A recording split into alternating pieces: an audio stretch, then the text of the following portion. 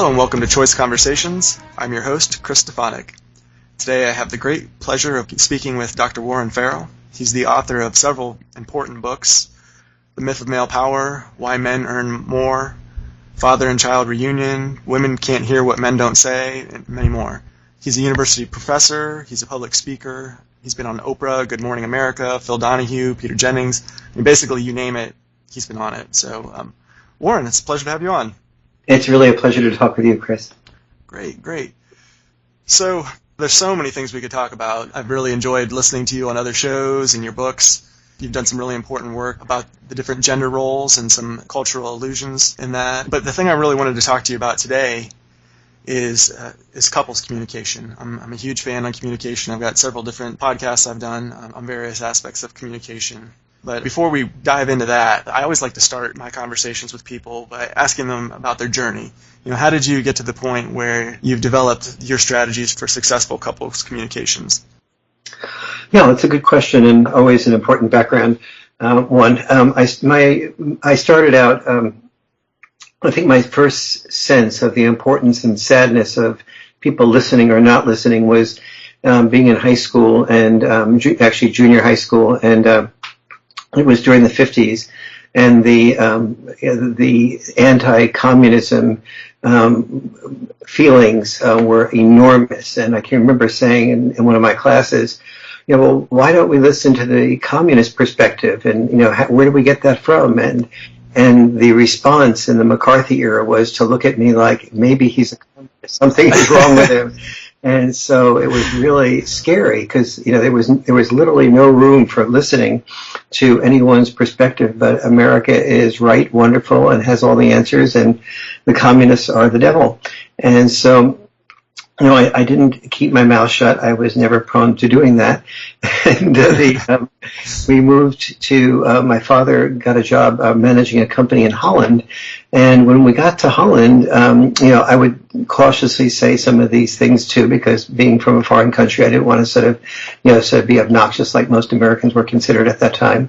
And immediately people in Holland said, yeah, of course, you know, that's obvious, you know, and, you know, the United States and the Soviet Union have a lot more in common than they have, you know, differently. And I go, how do you mean? And I said, well, they're leader nations. They're both bullies. They're both arrogant.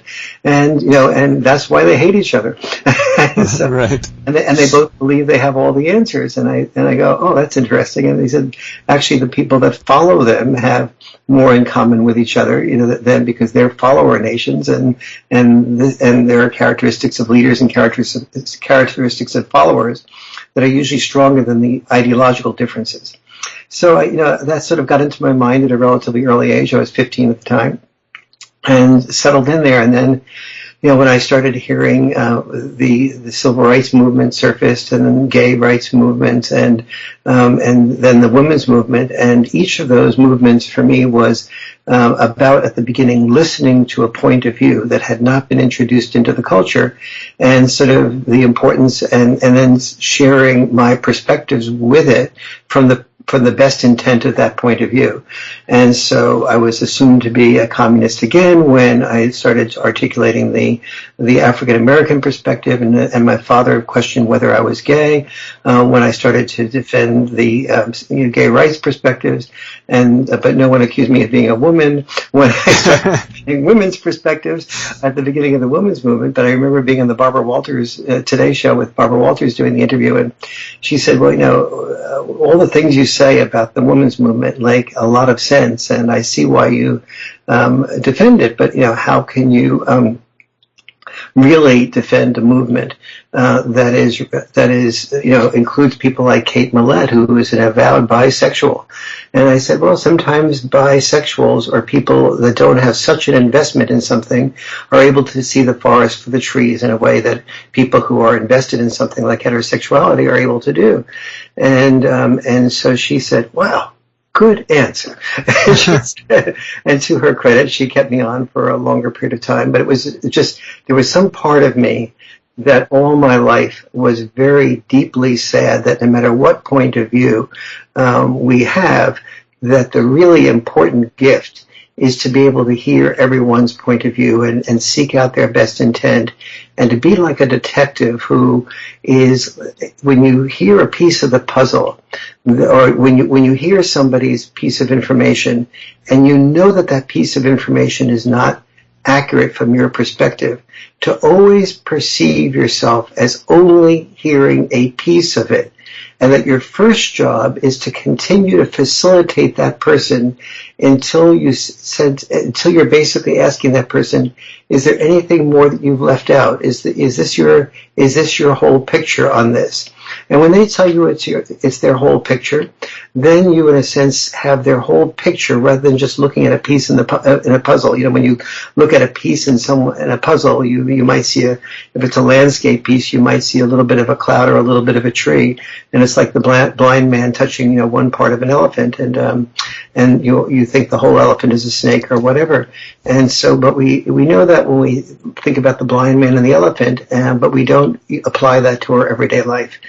And there's a reason we don't apply that to our everyday life, which is because, biologically speaking, you know, falling in love is 100% natural.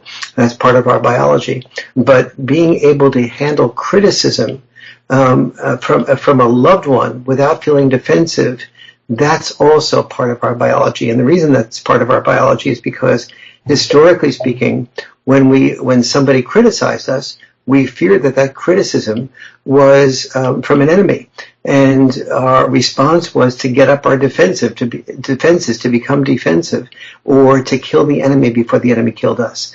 And so that was our natural response when we are criticized is to kill the enemy or kill the criticizer.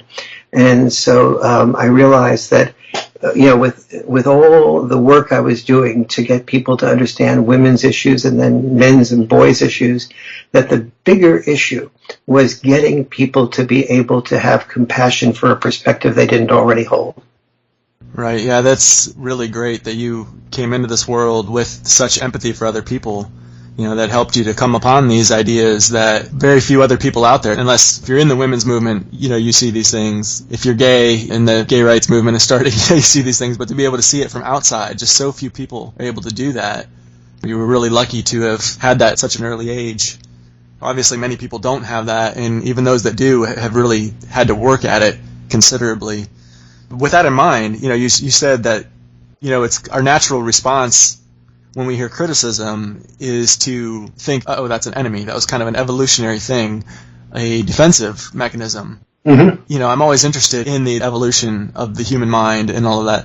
Where do you think empathy fits into our evolution? Is it natural for us to be empathetic to other people? And I mean, and if that's not the case, why is it that we seem to be so lacking in the ability to empathize and to see somebody else's point of view, especially if we perceive it to be different than ours? And of course, that's the time when you need to hear it. If their point of view is the same as yours, you don't really need to hear what they have to say because they're not presenting another side. Absolutely. Every emotion has a biological purpose to it. And so, you know, and part of us does know that, like, you know, if you have a mom that just passed away and I say to you, wow, Chris, tell me more about that. Tell me what she meant to you. You know, that's really sad. We intuitively know, and our life experience teaches us, that empathizing with you at that point in time is really very crucial and healing and useful. And just having, you know, a quick response like "don't worry about it" doesn't go as far as the empathy does. But empathy comes into conflict when the more we're in love, the more vulnerable we feel. And the more vulnerable we feel, the closer we are to feeling at risk when our partner says something to us that says that you are really not adequate here. You did this wrong. You had a bad intent. I really hate this about you. And our desire is to be loved. And to be cared for and respected. And we know that particularly for a guy, if a woman doesn't respect us, it's almost impossible for her to love us. And so when she criticizes us, it makes us feel like, my goodness, that's not a sign of respect, and therefore we might lose her love. So the natural response is to want to feel less vulnerable. And so therefore to interrupt her, to explain to her why she's wrong and why we are right and what our best intent was. But that's exactly the opposite of what makes her feel safe to be able to share what she feels and fears. The same is true in reverse, but for slightly different reasons. When a woman hears a man criticize her, her basic feelings biologically go back to, my goodness, I married a protector. I married somebody who would be willing to die for my because he loved me so much. So when this person is criticizing me, he's not protecting me. He's the opposite of what I need and want. And so therefore, I need to withdraw from him sexually and emotionally when he criticizes me. And so the accumulation of both the male and the female's response, the response is the same. They both make it unsafe for their partner to share with them feelings that are not comfortable. So both genders end up walking on eggshells, and sort of oftentimes women will talk to other women about the challenges they have at home, and men will drink or keep it inside of themselves, or and it will pile up, and maybe it'll burst out in anger. And in both cases, in both sexes. Cases about equal amounts of time, it results in some form of domestic violence. And the sad news there is that if a man does that to a woman, the punishment is much greater than if a woman does that to the man. But the more important thing is that both sexes really there is a way around this. And the way around this, both sexes are able to learn. And so what I teach in my couples communication work is something called a cinematic immersion method. And it's basically saying that because responding defensively is biologically natural, we need to set aside a time that I call a caring and sharing time, about once a week, depending on the emotional volatility of a couple, but about once a week. And that should be about an hour or 2 hours, but allow a couple of hours. And during that time, you move yourself before you hear the criticism that your partner has had during the weeks. I teach each person to write down and journal the things that are upsetting them during the week, and at the end of the week, take one thing that upsets them the most and has the most ripple effect, and to share that with their partner. But before they share that with their partner moves into an altered state. And that altered state consists of 7 mindsets. So, for example, the first mindset is if you, let's say you and I were brothers or father and son, I think you're probably more the father-son age than the brother age in relation to me. And you said, all your life, Dad, you always paid attention to, my older brother more than me, and and when I spoke, you sort of gave me short shrift, and you gave this job and that job to Bill, and then you punished, you just seemed to care for him more. And so my job would be in that case is to say, what do I want from Chris more than anything else? What I want from my son more than anything else is love. I want to be close to him. So how do I get that? I do have a way of doing what I call a love guarantee, which is the first mindset. And the love guarantee is I say to myself in this sort of meditative state, no matter what Chris says to me, if he feels safe to say anything, no matter how angry, no matter how hurt, no matter how exaggerated, if he feels like I am hearing that well and really there for him, the result is going to be he's going to feel safer around me. He's going to feel so loved by me. And if he feels so loved by me, he's going to feel so much more love for me. And what is it I want with Chris? I want him to feel more love for me, and I want him to feel safe around me. So if I can so that rather than fearing him disrespecting and withdrawing from me and my not having Chris's love, I'll have exactly the opposite of that by listening to him. I will have his deeper love, his deeper safety, his deeper feeling that no matter how he has distorted whatever I feel, that he knows that I can at least hear his story. And so then I go through second and third and fourth mindsets. And the second mindset is saying to myself in this altered state, when I'm feeling like uptight, I'm going to imagine myself being in a movie. And let's say it's a murder mystery and the main character is about ready to get murdered down a dark alley. And I'm fearful and the music increases. And I say to myself, and my stomach is in a knot. And I say, wait a minute, it's only a movie.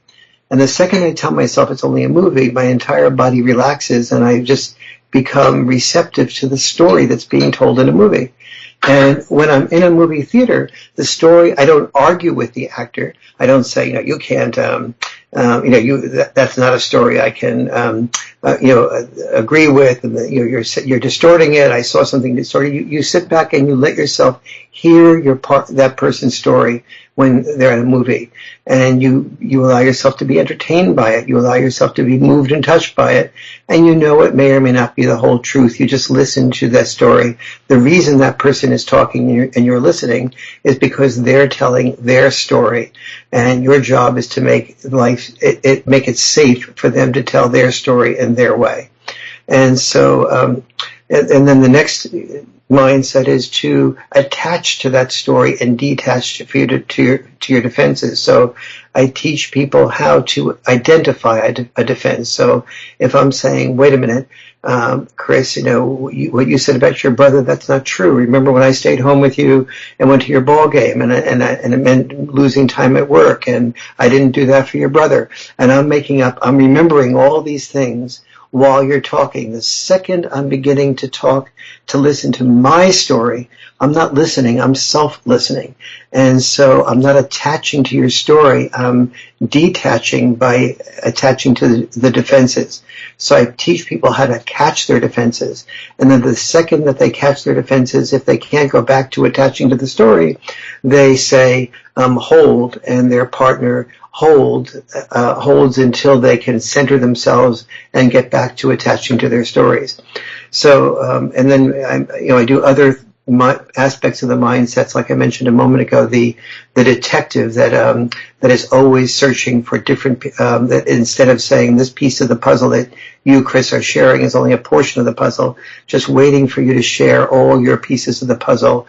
And my goal is to get the entire picture that you are presenting, that is your story, not just a piece of it and interrupting you and arguing with that piece. And so I do a number of mindsets like that. When those mindsets are integrated and rehearsed, then the person can say to, like I would, as your dad would say to you, some version of, Chris, I'm ready to hear you now. And the moment I lose it and start detaching from your story and attaching to my defenses is the moment I would say hold, and you would give me an opportunity to recenter myself to be able to really hear what you have to say. And then when that process is finished, I would share with you what I heard you say, and then ask you if I've distorted anything. And if I've distorted anything, I pay complete attention to your version of what you feel I've distorted, rework it until you feel I've distorted nothing, until you feel I've also missed nothing, and until I've invited you to add at least one more time around something else to that story. And so that's a little bit of the training that I do, but I make it really clear to people this is a 10-hour at least training, and you're really revamping everything that's biologically natural, so there should be nothing in this training that feels comfortable. But once the couple does it a few times, they rehearse it, and I give them the stuff to take back with them as cues, and I do a couple of follow-up weekends, a couple of follow-up phone calls with the group. That really ends up, I just attended this weekend a wedding of a couple that was about ready to break up and ended up a year ago, ended up getting married and had an enormous wedding, wonderful wedding that I went to this weekend. So that's that's the great reward of it. Right, yeah, that's fantastic.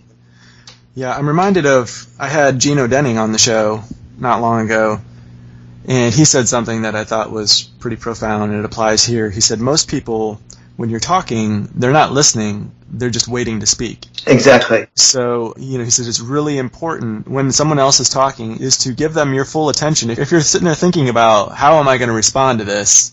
and looking for errors, looking for ways that you can counter what it is they're saying, there's no way you're going to be able to actually grasp their side of it. You just can't do that by splitting yourself. You're not going to be able to step into their shoes. Absolutely. And see it from their side if you're also trying to figure out how you're going to respond to this and be defensive and the like. Absolutely. You really, and so there's two things there. One is to understand that you're self-listening when you're doing that. And number two is because we are all somewhat self-centered, is to give yourself another incentive, another way of framing that and saying that, the real, what this person really wants from me more than anything else is to be heard, to be understood, even if it's an intellectual person that's sharing, very, very much if it's an intellectual person as well as a person sharing an emotion about you. And when they feel heard, that will connect them to me more than anything else. I remember once being at Norman Lear's home, the TV producer, and he gave a presentation, and I went up to him afterwards, and I gave him 5 or 6 specific things about that presentation that really were, I thought, well done and well crafted.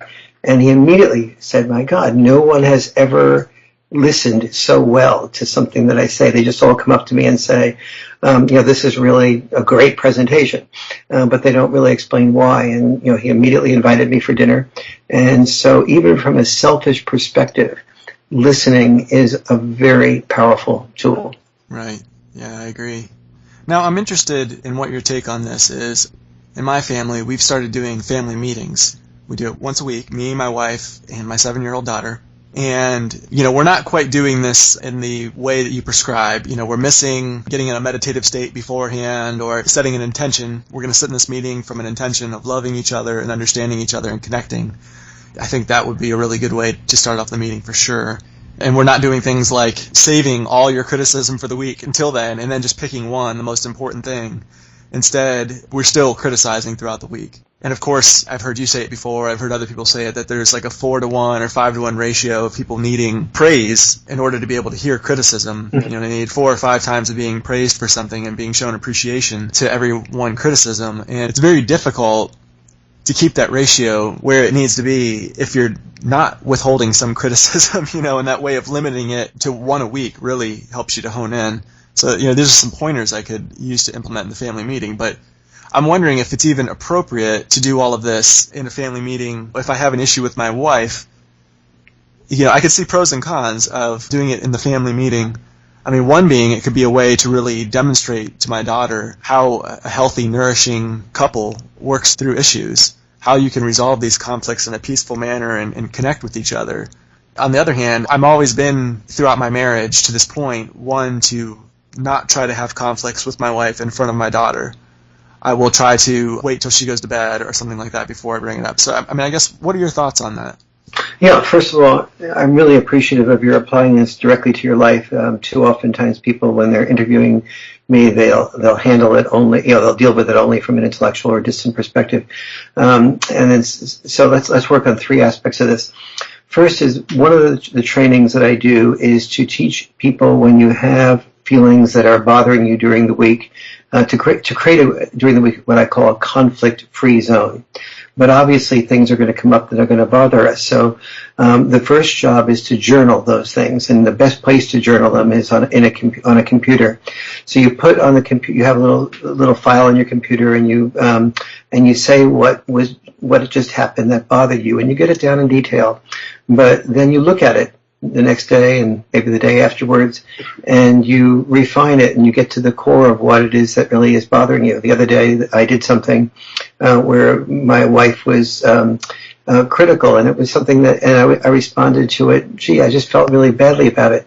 But as I thought about it, I realized I had spent about 15 minutes just preparing a whole thing to have some fun between the two of us.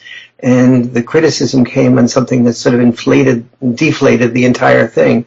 And I thought it was just about, until I thought about it and felt it, I didn't realize that it was about the fact that I had sort of built up this whole game and thing for us to do and enjoy together. And by that little side criticism, it sort of deflated the entire game and the little fun thing that I had planned.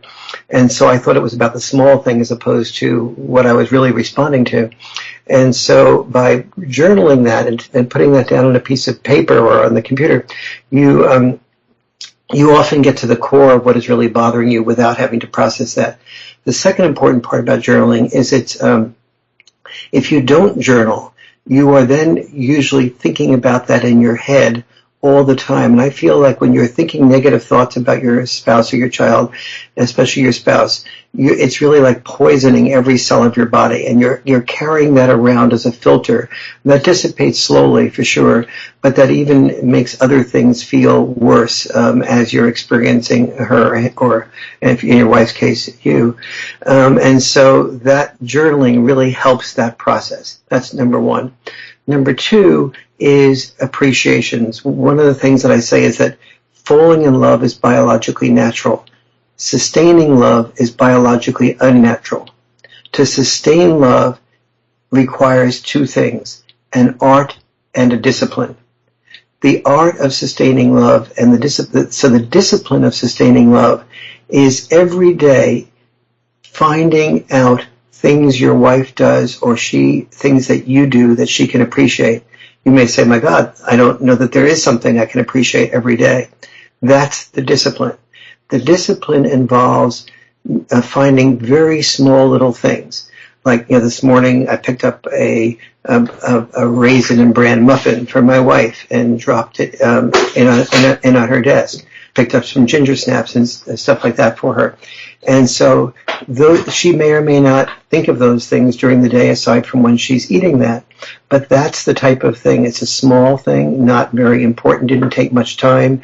But it's the focusing on those small little things that makes the person see seen and appreciated. So the first part of the discipline of appreciation is getting yourself to think about what there is that your partner did that you could appreciate every day. The second is understanding the difference between micro and macro appreciations. Men in particular tend to be very good about saying things, oh, my wife is the best mother in the world, or, she's one of the most beautiful persons to me, or she has a great spirit, or she's, that type of thing. Those are macro appreciations. People hear that 4 or 5 or 6 times and they become desensitized to that. But what everyone feels really seen by is the micro appreciations. You poured me some orange juice this morning, and you remembered that I like about half water and half orange juice. I really appreciate your doing that. That's so sweet. You brought it in my favorite glass. Or whatever the small little thing is. I like the way that you just came and when you into my room and you gave me a kiss before you left. And those micro appreciations, the smaller the detail, the more the person feels seen. And your daughter does something well that's small, just puts her a semicolon after something as opposed to just a period or a comma, and she's the appropriate age where that's appropriate. You note that not just in your mind, but you articulate that to her. And so that's the power of the micro appreciation, the discipline of doing it frequently.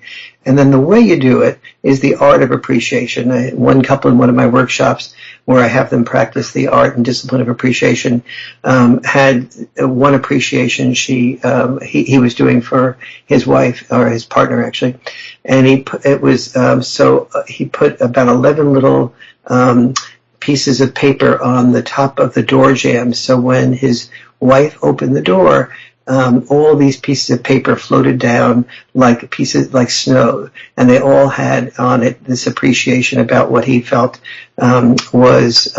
he liked about what she did, but they needed to be pieced together so that she could find the puzzle. And after the snow fell down, and so that's an example of the art of appreciation. Wow, that is really beautiful. I like that example.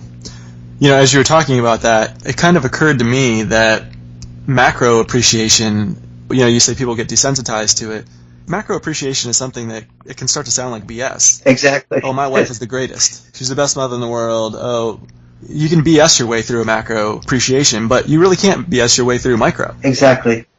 When I say I like the way how you prepared that tea for me this morning, you knew that I wanted a little bit of cream in there, and I appreciate how you pay attention. You know what I like. You're not going to be able to BS that, so that kind of stands out to me. Yes, that's such an important part of the observation. Chris, let me elaborate on that for a moment. Imagine yourself telling your wife, that's a great meal, versus she telling you that was a great meal you prepared, versus you saying, yeah, I love the way you had a little touch of cinnamon in there, didn't you? And with that cinnamon, was there some cayenne pepper that just gave it a little zing? And the more you articulate the little things that you are observing about that, the more you're likely to bring her to tears of feeling really seen and valued. And that this is a very different statement than good dinner. It's like, you see what I did to make it a good dinner. That makes you feel really seen. Right. And I liked how you had tied it in with parenting. You'd mentioned, if my daughter does something, to comment on very specific things. That can be extremely helpful instructions. If my daughter let's say she's doing a painting, mm-hmm. and I say, oh, you did a really good job on that.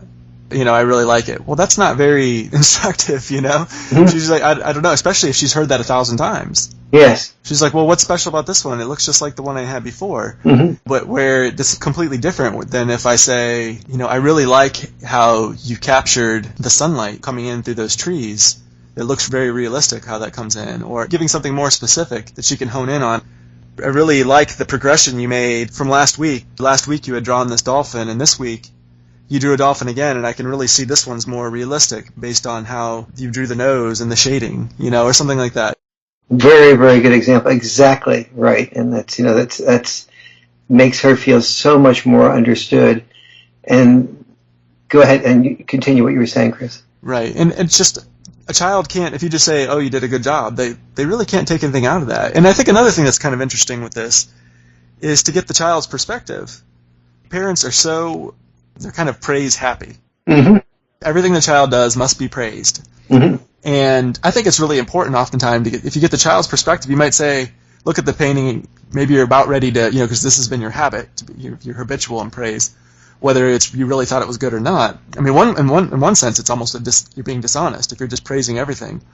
But in the other, you catch yourself in the habit and you say, okay, before that, I'm going to ask what the child thinks. What do you think of this painting? I see you're working on that. The child might say to you, I think it's terrible. Mm-hmm. This is one of the worst ones I've done all week. I'm really upset with it. Where if you would have just said, oh, good job. Mm-hmm. I mean, that's kind of a confusing message if they start to doubt their own ability to evaluate the page. Either that or they think you're just full of it. Oh, they always say that. I can't really trust what they say. They're going to always just tell me I do a good job. Or, you know what I mean? You're absolutely right. It's two, I think, very important dimensions of what you're saying.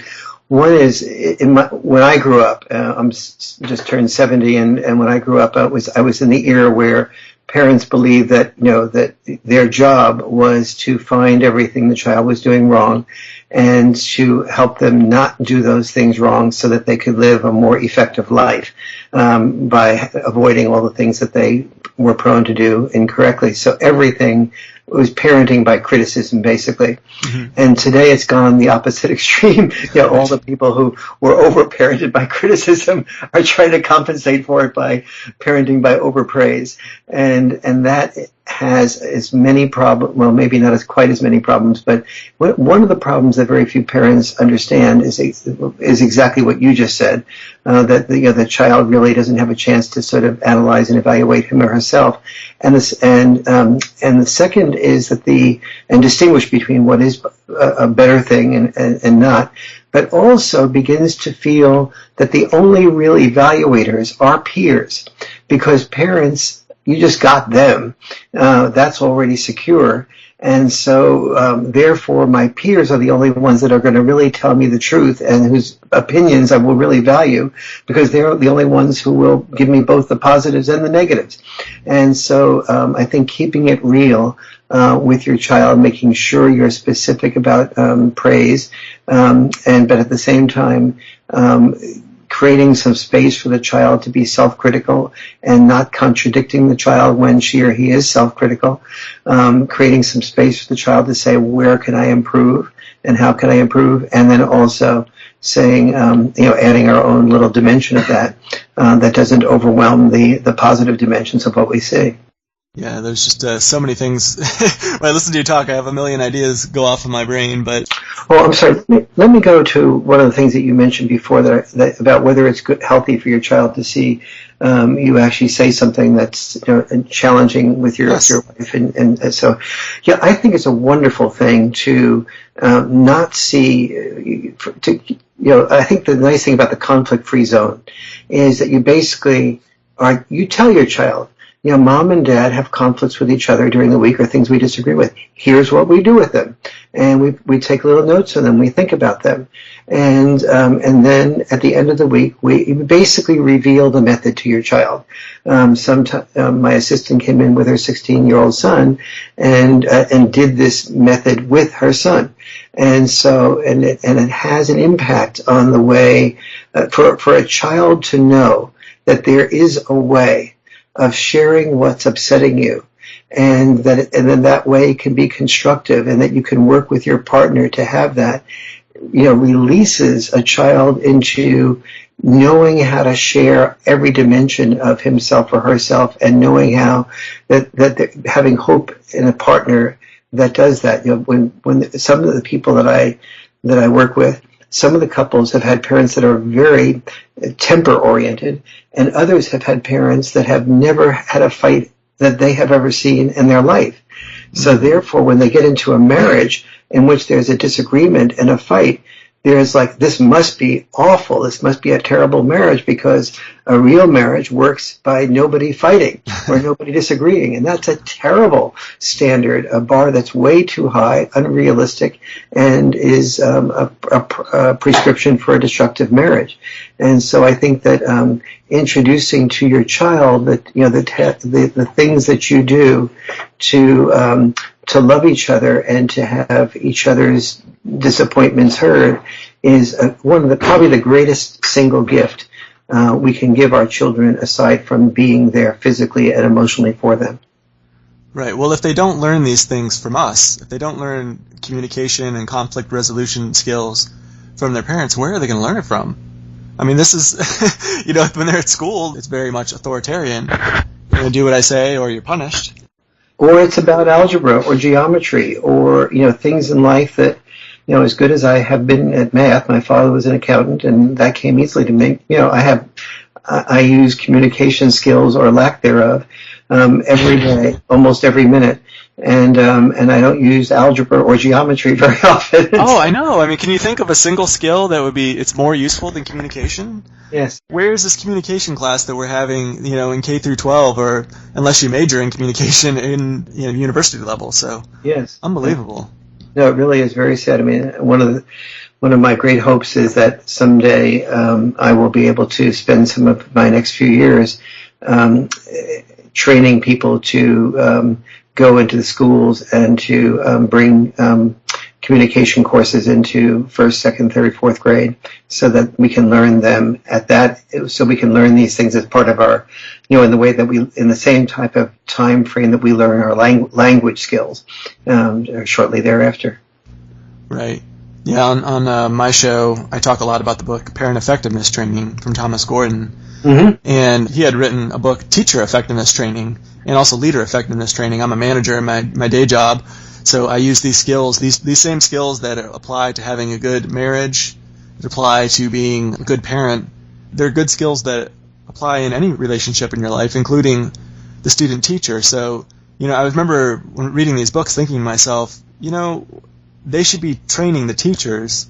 If it's not Gordon's work, maybe it's yours, or maybe it's somebody else's, but I mean, they should be training them good conflict resolution methods that they could use with their students rather than a power over methods for resolving conflicts. Because if they teach them good, win-win negotiation, healthy strategies for communication, that's something that's going to translate throughout their life. Or if they're just teaching them win-lose, authoritarian style, first of all, win-lose, a lot of people say it's lose-lose.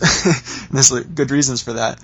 So it's not a very effective way. But I mean, even if you can get some short-term effectiveness from being an authoritarian, there's only some scenarios in your life where you have that kind of power over someone. There's many relationships, like, for example, I was talking about husband and wife. You don't really have power over your spouse. So when you get in a problem in your marriage, what are you going to do? If that's the only tool in your tool belt is dominate or submit, you're in trouble. Absolutely. And once you learn this with your spouse, it's very easy to translate this to almost anybody. If your employer is the things that we think of as power are really very frequently not power. Every employer feels powerless in relation to the employees because they feel like they're walking on eggshells, fearful of saying anything critical of the other employees because it will just sort of make the employee feel disheartened or disillusioned, and so they sort of keep their mouth shut. But then they harbor these feelings of anger, upsetness, and resentment. Conversely, the employee is feeling like they are walking on eggshells in relation to their employer because the employer can't handle criticism and they don't want to lose their job, or they don't want to jeopardize a promotion, or they don't want to be not be the person that is most valued, and they fear taking away value from their work. And so, but once you realize that both need a safe space to be able to handle whatever they're feeling and however they're hurting, then the ability to sort of take those same skill sets and instead of the word love, that will be a love guarantee that I'll get from listening effectively. You're really talking about a respect guarantee and a sort of an intimacy in the workplace guarantee. And those things are just absolutely crucial when, whether it's a male or a female boss or a male or a female employee. There's no one that doesn't love feeling like they can really say what is bothering them or disturbing them about either their boss or their employee. Right. Yeah, you had mentioned how oftentimes people think about there being power, and it turns out there's really not power. And of course, you wrote a wonderful book, The Myth of Male Power, talking about this with the sexual revolution and between the two genders, this myth. Now, with what you discovered, when you were writing that book, The Myth of Male Power, and all of these cultural illusions we have around the gender roles, how do you tie that into your couple's communication? Does that have any place, or is that just a completely separate topic?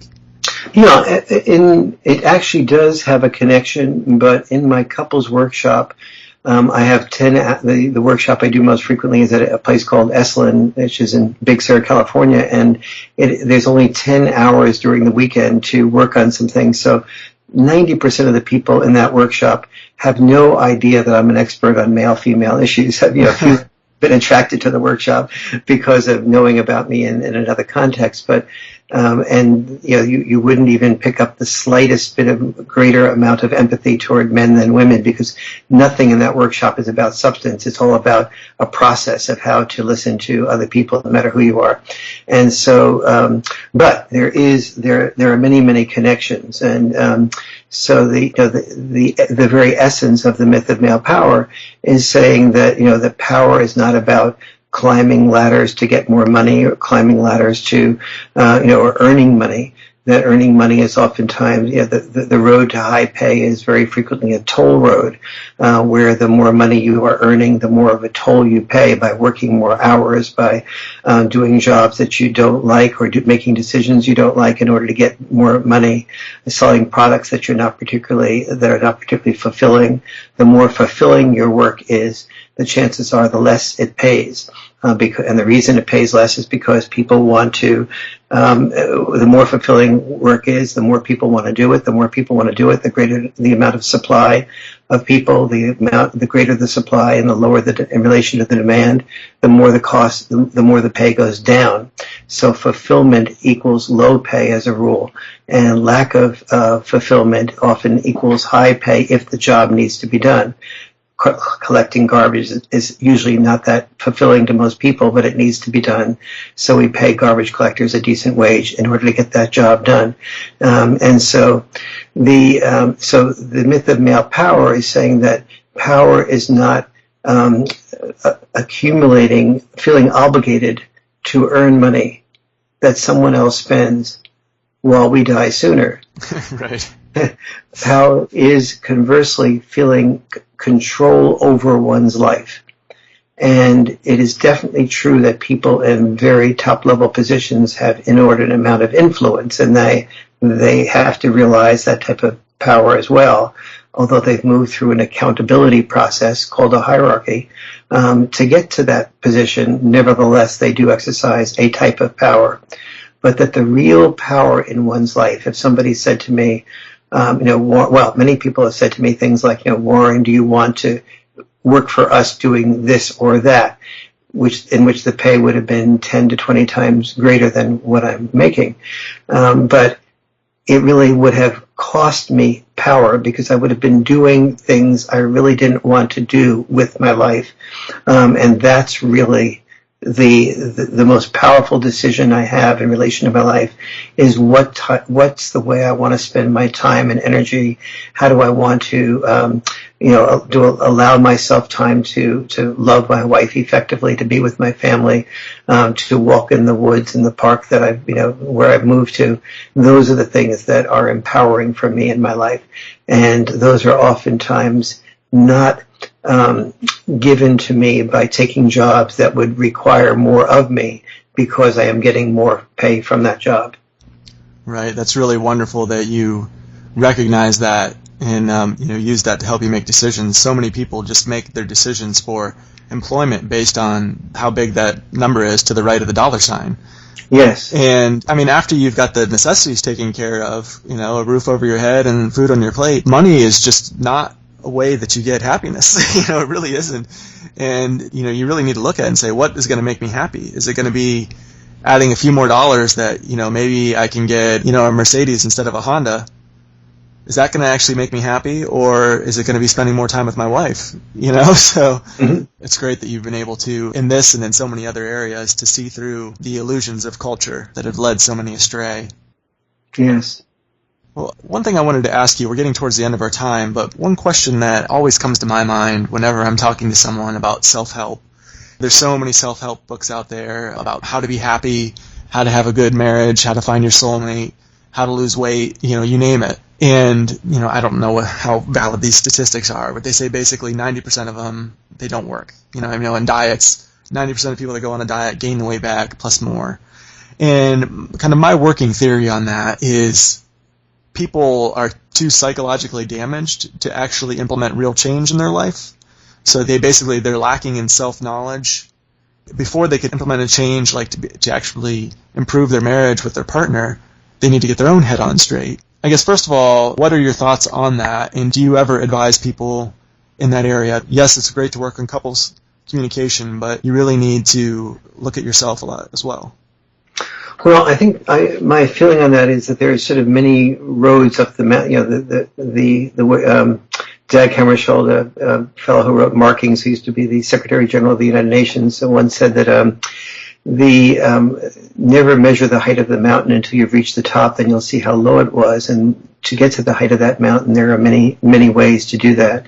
And so oftentimes, just no matter where a person starts, let's say I do start going to the couples workshop and my husband or my wife doesn't want to practice that with me. Well, then that's, and doesn't want to grow in that direction, or doesn't want, I'm gaining too much weight and I need to work on losing it. Well, we know that you can lose weight more easily in a social context, and that requires partnership cooperation. So the couples workshop may be helpful for a person losing weight because you can communicate about the things that you're really being disturbed about.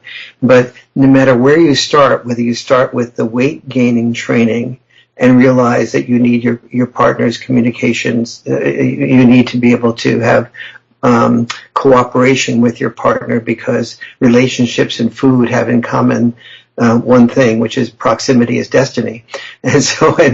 you need if you have you're constantly being served ice cream or having it around and being offered at every meal, the chances of your losing weight are much more minimal. And so no matter where you start, it's going to bring you to something else in your growth. And there's an old Yiddish saying that that everyone has issues, and your issues are on one level, but so your issues appear in this Yiddish saying or the Yiddish story as a tiny little devil that sits at this level of consciousness that you currently have. And then you go to a growth workshop, let's say, and you really improve your level of consciousness, and you think you've gotten rid of this devil because you really actively worked on it, but in fact the devil's just changed forms and hopped in a different form to the new level of consciousness. And so, I think at every effort we make in the direction of growing, whether that's meditating or doing yoga or exercising or doing weight work or doing communication work with our partner, it's all a step in the right direction. Most people fail at most things because they don't put the whole package together, but over the course of the lifetime, they put the whole package together, and then they put a much greater amount of it together, and then they exhaust themselves trying to save their children from the process that they find the children have to just learn most of it by themselves. So. Right. Well, Warren, I feel like we're just scratching the surface here. Every sentence brings up 2 or 3 more, new areas we could go to. But if my audience would like to develop these skills for improving their couple's communication, where can they find out more? Yes, the website is warrenfarrell.com, WARREN, and then Farrell is F as in Frank, ARRELL, warrenfarrell.com. And on there's a place where Warren will be, and the next couples communication workshop I'm doing is in a couple of weeks in Big Sur at Esalen. It's the location there is just extraordinary. It's a campus with hot tubs overlooking the Pacific, some of the best massages in the country, the stars that you can see at night. So it's really a place when you go to it with your partner, even if I didn't show up, you'd probably heal your relationship. Yeah, you sold me. Where do I sign? That sounds amazing. Great. And I'll be sure to put links to that in the show notes as well. Oh, thank you very much. All right, Warren. Well, it's really been my pleasure. Thank you so much for coming on. It's really, you're an extraordinarily good question asker, a wonderful listener, and a wonderful relation. You do a wonderful job relating it to your personal life, and I really appreciate that. It's been a great conversation. I really appreciate that. Those were micro praise. I noticed that. Very good. I know it was genuine. So yes, it definitely was. Great. All right. Take care. Bye-bye.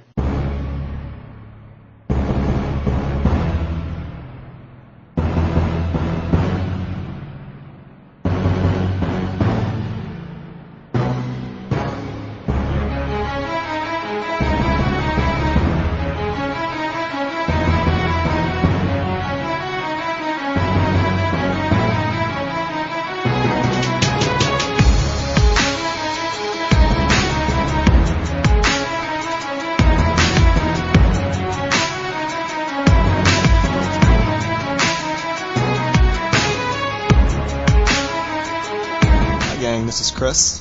Choice Conversations is now on Facebook. If you go to www.facebook.com/Choice Conversations Podcast, you'll find me there. Want to discuss the show? Come on over to facebook.com/Choice Conversations Podcast. Or how about a current event? Choice Conversations Podcast. Got a question for me? You guessed it. www.facebook.com/Choice Conversations Podcast. Like the page, share it with your friends. Making the show, it does take time and effort on my part. Recording the show, having all these great conversations, that I enjoy. I'd probably pay money to do that. But arranging the interviews, trying to track down people so that I can get on interesting guests, exchanging emails, working with their agents, that's not exactly a labor of love. Editing the show, that's a serious chore. I spend more time editing the show than I do recording it. It's not even close. Now, I don't have ads on my show. I don't ask for donations. If you like it, you share it. That's a way that you can reciprocate to me. It's a way to give something back. If you think I'm giving you some value and you would like to return the favor, this is a small thing. Share it with your friends. On top of that, it helps to make the show better. The more downloads that I have, the more leverage I can bring to the table when I'm trying to line up guests. For example, I've been exchanging emails with Penn Jillette's agent. Penn Jillette is from Penn & Teller. He'd be a great guest to have on. his agent asked me how many downloads I get. I told him 1,000 a show, and I haven't heard back since. Penn is playing sold-out shows in Vegas. He's got his own podcast. He's making appearances on Saturday Night Live. He doesn't have time to come on a show that only gets 1,000 downloads. But what if we can get that up to 10,000? You know, I mean, the point is, the more downloads, the better the quality of the guests. I mean, that's just how it is.